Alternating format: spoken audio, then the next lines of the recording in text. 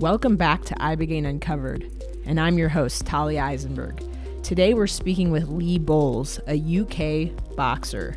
After years in the ring, Lee began experiencing the hidden cost of boxing. This includes memory loss, confusion, depression and anxiety, and early signs of dementia. TBI affects nearly 70 million people a year worldwide, and athletes are among the most exposed. There's no approved medical treatment that reverses chronic TBI. Most athletes are told to just live with it. Lee refused to accept that. He found Ibogaine, the same medicine being studied at Stanford for traumatic brain injury. In those studies, a single Ibogaine treatment cut disability by about half and improved mood, PTSD, and cognition within a month. Lee experienced similar profound changes. This includes clear thinking, emotional stability, reduced depression and anxiety, and a renewed desire to live. Today, he shares his story with us. The cost of the sport, the reality of TBI, and what Ibogaine gave back to him.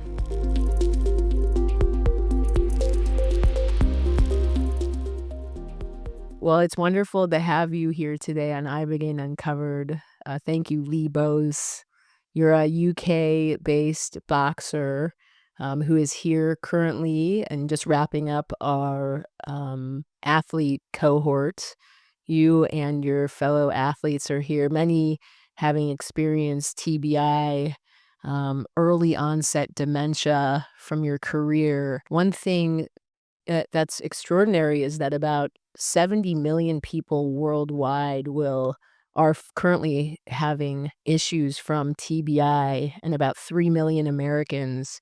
I'm just very curious to get into this conversation and understand a little bit more first about your background, where you grew up, what made you want to become a boxer, and then we can talk more about, your career and the challenges you faced and how you came to Ibogaine. Yeah, it's a pleasure to be on your podcast. So thank you very much for the invite, and feel free to ask me anything you like. Thank you. I'm an open book. Great. So yeah, how did you get into boxing? So I got into boxing. I'm from Middlesbrough, a northern town in the UK.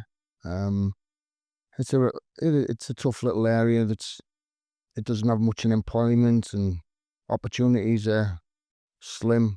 But I was always into fitness as a child. I'm the oldest of 4 siblings, and my mum really pushed me. Well, I was into sport anyway. I started off with football, soccer, I think you call it in the US. And then I moved into boxing. I started boxing when I was around 13. I had my first amateur contest about 14, and I've done it ever since. I started coaching stuff now, but that was boxing for me. Has always been, that was my structure in my life that gave me routine, it gave me direction, and that was the path I've always ever known. And when I finish boxing and the lights go off and there's no more pats on the back and all your fans and your friends are no longer around you, it's a lonely little world. But boxing's it's my favourite sport now. I'm still big on it now. So boxing was like the silver lining. Yeah, we've treated a lot of veterans, a lot of That was all I knew. What I've noticed is there's this sort of mindset of pushing through the pain, and a lot of that pain is from childhood. There's a lot of veterans and athletes who have chaotic and violent childhoods. Would you mind sharing a little bit about that? Yeah. So in my first high school, I went to a school called King's Manor. And you say, is it your first love? When you're a teenager and you meet a girl. I met a girl at school. We were 13. Yeah, and I'd say that definitely was a direction for me because of this. My boxing career. I think it was 1993. Yeah. So I'll just say my girlfriend was called Nikki Conroy. But unfortunately, this is going back before all the incidents that occur now across the world with lunatics going and doing stupid things. A guy went into a classroom. I know he had mental health problems, or we found out, but he had some kind of issues that drove him to set up an attack on a school. So he went into a school. He ordered the teacher out of the classroom with a gun. The teacher left, and he had an issue with young girls. Basically, he ordered all the kids to stand against the wall and started stabbing the girls.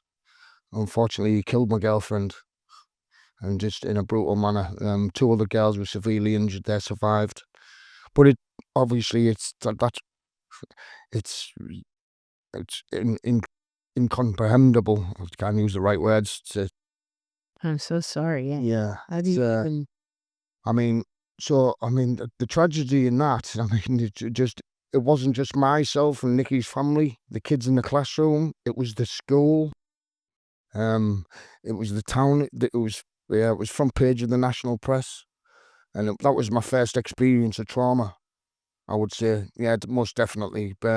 Looking back, I didn't realise then, but I do now, that was the beginning of what nearly became the end for me, because looking back, I started counselling as a child when I was 13, because one day I came home after Nikki's funeral. That was the first funeral I ever went to, and as you can imagine, I was a child. You can't process things properly then. You're just going with it, and the press were at my door, and it was just a heavy moment in time. I was supposed to be learning at school, and you can't cope emotionally with that's a tragedy. Wow. And I don't think back then there was a network to even understand things like that could happen, and how to deal with it. But yeah, I come home from school one day, and I must have I did scrape Nikki in my arm with a compass, and it must have scabbed over, and my mum had seen it, and she was like, "Lee, you're not well, son." Sorry if I get a bit you're free to be yourself and emote here, and thank you. I know. That's something. Yeah. It's not easy to talk about. No, but it helps me get it off my chest, because it's been a closed book for a long time. So this, actually talking about it, is like taking bricks out of a rucksack I've been carrying all my life. So thank you for asking.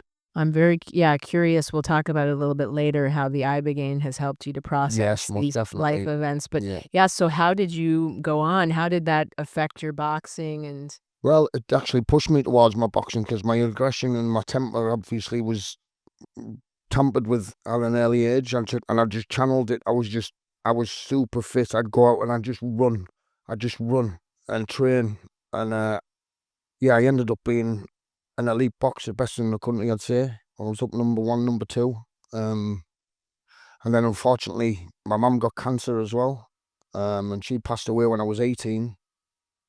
So by the age of 18, and I didn't have a father. We didn't have a father, so me and my younger brothers, I was only 18. I mean, my youngest brother was 9. And that was a burden upon me. At 18 years old, I was boxing for England, and I had a mechanical engineering apprenticeship. I had my full life set in front of me. I had a job for life. I would have been trained up, and I had to quit that job to look after my brothers and sisters. So you were on top of the world. Yeah. You're boxing for England. You're set up to go pro, and this tragedy then occurs. First, you went through this with your girlfriend who was murdered. I'm so sorry. And then your mother, who was my best friend, my hero. She is to this day. She's still my best friend, and she's still my hero. But yeah, that was all I ever had. Yeah, and so your mom is gone. Wow, and you're taking care of your siblings. So it did affect things, because then I had to stop. I was in and out of training. I was still turning up for fights, but I wasn't getting maximum training. But I quit my apprenticeship because I was on a scholarship's wage, and I had to start find a man's job, because I had to, because I had to feed my brothers and sisters, and we didn't have a father. It's a lot to take on as a child. But back then, I was just going through the motions. I was doing what I had to do, so I wasn't processing how it was affecting me. I was just grinding. Yeah, there was no time for therapy or feel the pain. Yeah, I just had to go to work as if I was a parent. That sort of was the beginning of getting lost in life. How you continued to box though? Can you talk a little bit about like the TBIs or because it happens slowly over time with athletes, right? Too many hits to the head, and before you know it, you're experiencing, depression, anxiety, memory issues, mood swings. Yeah. I was obviously I had about 64 fights. So I've been punched in the head a lot of times, sparring every day. So I was getting punched every day from the age of 13 to 28. but that was my sport. That was my profession. So that gave you structure. Meanwhile, you're showing up for your siblings every day and taking care of your family. Yeah. So you love it, but at the same time, it was also destroying you. Yeah. Sounds like. Yes. Wow. And in the culture of, for pro athletes or athletes in general is you're pushed by the system to perform. It's a form of entertainment also. Yeah. So there aren't a lot of solutions to TBI and early onset dementia for I read that NFL players, like 30% of them have brain problems and TBI, and 25% of that 30% have suicidal ideation. Yes. And they're basically put on medication like SSRIs, which don't treat the underlying cause. There really is no underlying treatment until recently, what we're seeing with Ibogaine. Can you talk a little bit about that process of trying to find solutions and maybe some of the different symptoms you were experiencing? Yeah. So I ended up with a bleed on the brain. Actually, I had to have an operation to relieve the bleed on the brain, and they only give me 24 hours to live at one point. Fortunately, the staff at the hospitals did save my life. You're just showing me before this. Yeah, I've got I had 58 staples in my skull. Yeah. That was a traumatic experience again. But when I came out of the hospital, I was given medication, and I just wasn't functioning properly. I remember getting in I was in hospital, and I had 12 weeks rehabilitation because my coordination wasn't right, my balance wasn't right, my mood swings were through the roof. Meaning what, like you were up and down Up and and down, emotionally? emotionally unstable. So you couldn't physically walk and you No. were And my sense of mentally. direction, it took me a long time to get back to drive, maybe 6 months or something like that. Maybe it's a bit longer. So you definitely couldn't box anymore. No, that shut my career down. Yeah, so they wouldn't give me a license anyway then. But yeah, one day I got in the car to go to the gym, and I've been going there for, I don't know, 15 years. This is when the first time I had an anxiety panic attack. I was in the car, and I come back to my house with my partner, and I said, "There's something up," and I started getting upset. And she said, "What's up, Lee?" And I said, "There's something up with me. I can't get to the gym." And she was like, "What do you mean?" I said, "I just don't have no sense of direction, and I got lost 5 minutes away from my house, and I couldn't get back to my house." You couldn't remember where you No, were, I couldn't remember where to go. Oh. how to get back from my house. It was awful. Then that was the first moment I suffered a panic attack, anxiety. Because I think personally, I've put depression aside. Being a sportsman, we just refuse to accept such a word as depression. We're fighters, so but the truth of the matter is, sometimes we're running from ourselves, and we focus on our sport to take that away. But then the sport ends, and who are we? Yeah, who are you when the Who are we? sport ends? Your identity is wrapped up in the sport. Yeah, because with no sport and no network or support, when you come out away from your sport, the lights go off, your phone stops ringing, and you think, that's when you start thinking, who am I? Then I got deep into addiction. I got on, they put me on, I was on about 15 tablets a day, antidepressants, mood stabilizers, brain function tablets. And don't get me wrong, I did need them, but Yeah, we don't want to knock them. They I certainly tried them. I'm not saying they can help they people, can help certain people for certain things. So I'm keep not. you alive too. People that might harm themselves. Yes. However, I was nothing. I was just a shell of a man. I was an empty body. I was a body with nothing in it. I couldn't laugh. I didn't cry. I didn't wake up. I was no longer the person I was. And eventually I became a bit of a recluse. And I sank into alcohol, drug abuse. And I was doing this on my own, in my own time, because I just didn't know what was up, and I couldn't talk about it to nobody.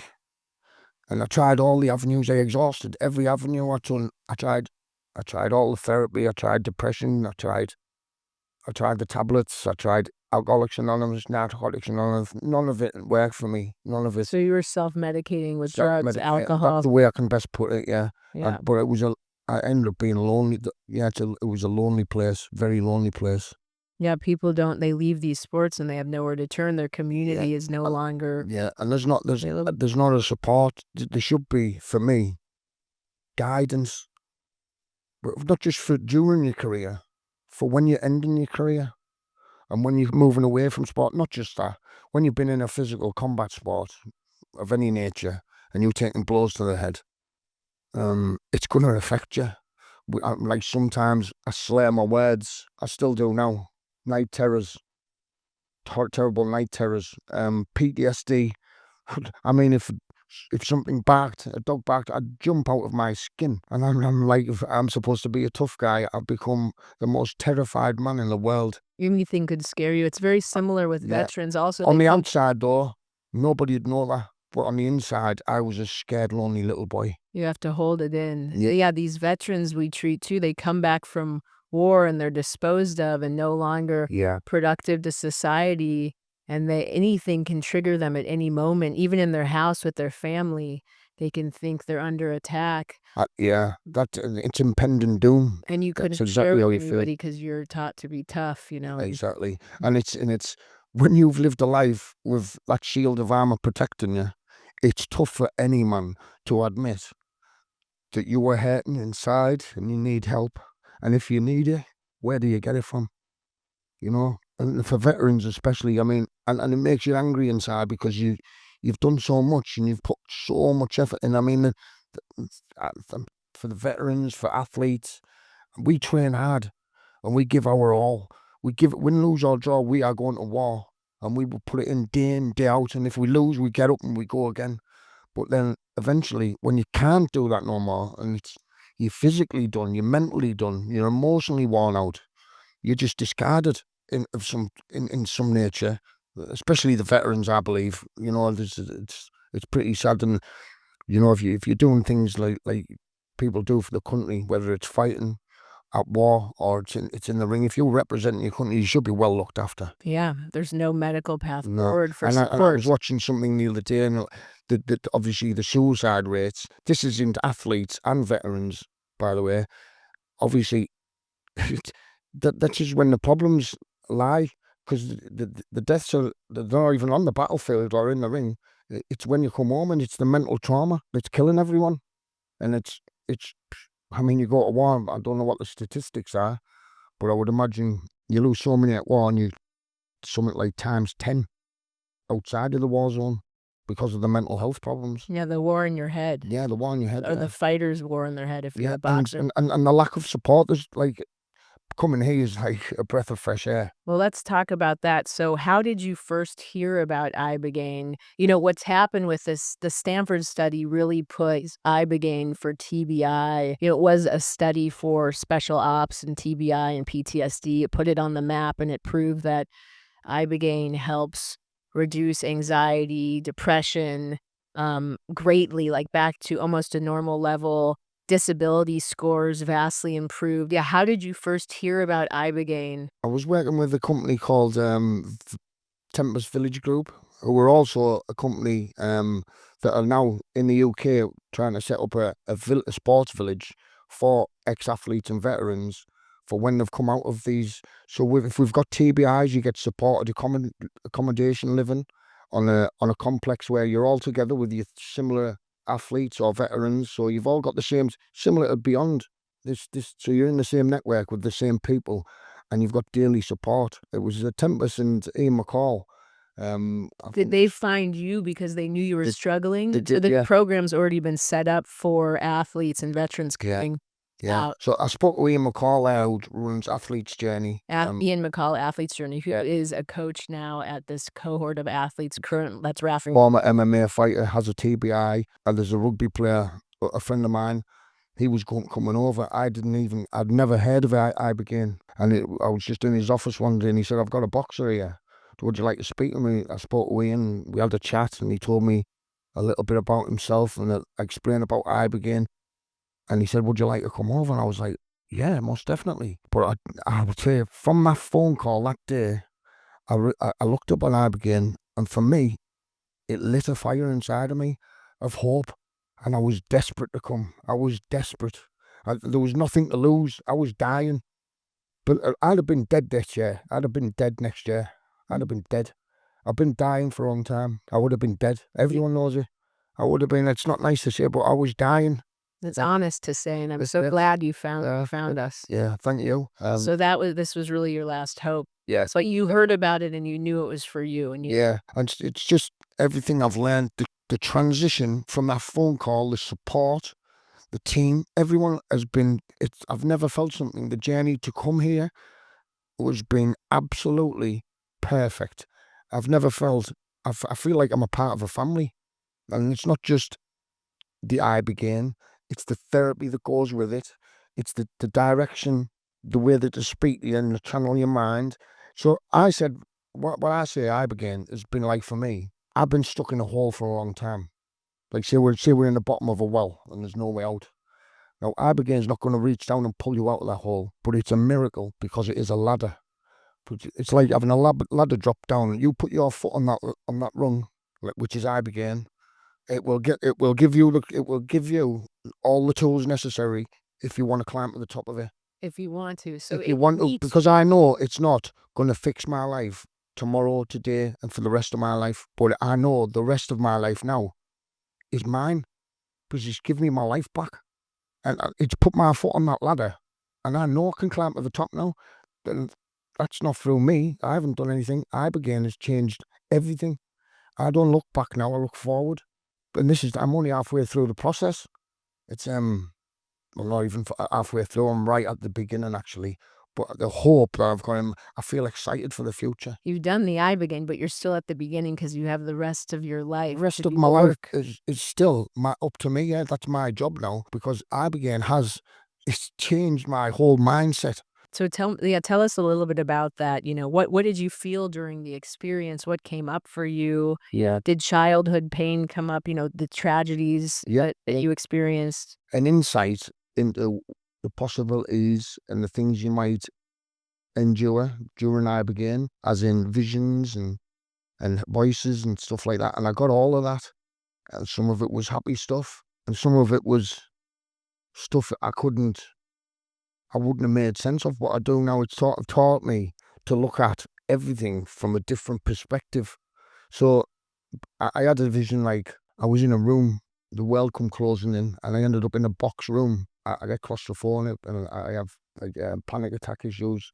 And when I was under Ibogaine, that's when the moment put there said there might come a time if you get frightened, Lee, just stay with it, go with it. So you were coached to stay with it. I was coached to stay with it because listen, when you get scared, it's not scaring you. It's going to teach you something. So go with it. So it got to the point where I was in a box room and the box room was getting smaller, and I looked up and there was a ceiling and there was only 4 walls and there was no door. And this is true. This is what happened. So I started panicking in the room. I knew I was conscious, but I was thinking, and then it clicked and I thought, oh, my coach told me about this. This must be the moment. You've got to stick in there, Lee, stay with it. We're fighters, so we don't quit anyway. But yeah, I stayed with it. Then I was panicking. I was running at the walls, trying to hit the walls, trying to get out, and the room was getting smaller. All of a sudden, Ibogaine pulled me back, and I became like the lens of a camera, watching me in the room, just fighting on my own. What did I take from that? Ibogaine saying to me, Lee, see, just relax. I've got you. It's not you down there. You're going to be all right. I'm just showing you now, you need to stop it. Stop fighting with yourself and you're going to be okay. It made me look at myself and just stop panicking, Lee. Calm down. I've got you. I'm trying to show you something. And also, so before that moment, I skipped this bit. Sorry about that, because it's an exciting moment for me because I've never had this feeling. So when I was first under and the Ibogaine started coming, I felt a presence, not a physical presence, not a human form presence or a physical being, but I thought, oh, I feel like a warmth coming towards my heart. This must be Ibogaine. So I felt like, all I can say is, I said, what did I think that was? It was like a green, powdery smoke, like presence, and it was coming to collect me, coming to get Lee, as I am. And as I got here, it was like the fighter in my head or the ego or whatever, it shut it down. It went, no, you're not taking Lee's man. Go away. And I was laid from the bed and I was like, "Oh, please, I need to let him in." And Ibogaine just started to leave. And it was like somebody coming to bring me Christmas presents on Christmas Day, and somebody just slamming the door shut in the face and saying no. And I felt Ibogaine move away. And then all of a sudden I was in a wave, you know, I don't know if you jumped into a wave when you're a child, and the wave just spins you back to shore, and it's fun. Me and my brother used to do it. At that moment happened, we were on holiday in Bulgaria when we were children. I was back in that wave. We used to get up early in the morning and go and jump into the waves and crash back into the sand. It was amazing. It was a joyful memory. Oh, it was beautiful. Yeah, one of the best moments of my life. Me and my brother still talk about it now. Can't wait to go back and tell him. Yeah, so I was back in that wave, and then Ibogaine just took me to the box room, and it just made everything feel safe. I feel the next day, when I come out of it, I was groggy. The visions that you have, like they say, if you stay with it, it's teaching us something. This is an intelligent thing. Because I couldn't speak like this before I've had my dose. I couldn't have this conversation actually, because I wouldn't be able to put together what I'm speaking of now. It's just given me clarity on things. It's made me feel like everything that's happened in life has brought me to this moment in time. I don't know medication in the world, but it's not just the medication, may I add. The team in Beond here, it's like a family, and I've been here, so I'm witness to this. I'm just speaking of this on my behalf, on my own, but I've witnessed miracles here, day in, day out. Can you share a little bit about that without sharing people's names? Like, how that has affected you and helped you with your own healing? Inspired me. I come in here with hope, just begging for a miracle. But I felt it was a miracle.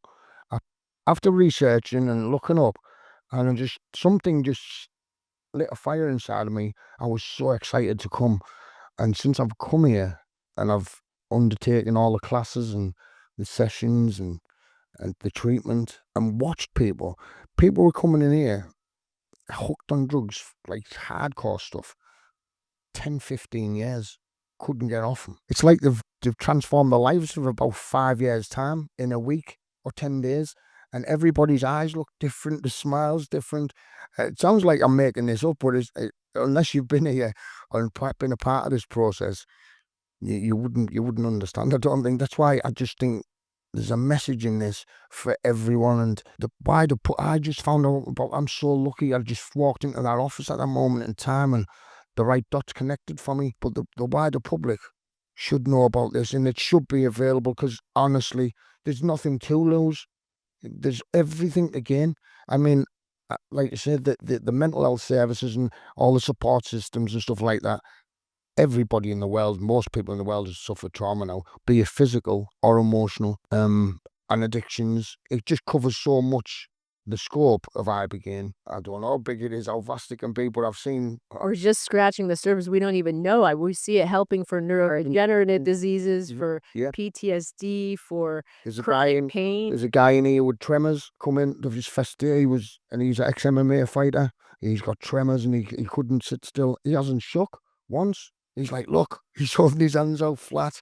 We're like, we're fighters, you know, like, we don't talk bollocks. Excuse me if I can say that. But like the smile on each other's face, we're like little children again. Yeah, it's a miracle every day just being here and witnessing, even without taking the medicine. I believe in the next 6 months, the next year, check me out, because I am a part of a miracle going on here. There's no doubt about it. Yeah, I think you'll just keep getting better and better. I'd love to hear, like, what did you first notice after the medicine? What felt differently mentally, emotionally, your cognition? Please share for people that maybe can find hope through your story, and what didn't, be honest with what still feels challenging, if you'd like. Well, the challenging one, because I've been spoken to about that, is forgiveness. But I do need to approach this. Obviously, how do I forgive a man that killed my girlfriend? And to put that in terms, but I'm not forgiving him. Maybe there was something up with him in his life, and I should be sorry for him that he had to go through something to make him feel that he had to do that. I'm working on that. That's the only thing I need to the rest. I feel like I walk different. I feel like I'm 6 inches off the floor when I'm moving around. I'm smiling. I went to sleep the other night and I giggled to myself because I'm ready to sleep and I've got like a little smile on my face and I'm just, even that, to me, I'm like, I've got a smile on my face. I'm going to sleep. Why? There's something happening here. And 3 days or 4 days ago, I had the flood dose. Every day, it's just getting better. And I cannot express. There's no words to put into place, really, to explain how special this is. It is a miracle. Yeah, veterans in the Stanford study said things like, I feel like myself again, my brain turned back on, the brain fog Yeah. is gone. Yeah. I'm Memory not improvement. walking about with anger issues. I'm not walking about with resentment. I'm not walking about like I've got a rucksack on my back full of rocks. I'm not looking at the past. I'm not even thinking about it. I'm so excited for the future. I really am. And I feel like it's the beginning of the rest of my life, and the best days of my life are ahead of me. Like I say, I'd have been dead next year. I know I'm ready to live again. And I thank you all. I want to say I love you all, which I do.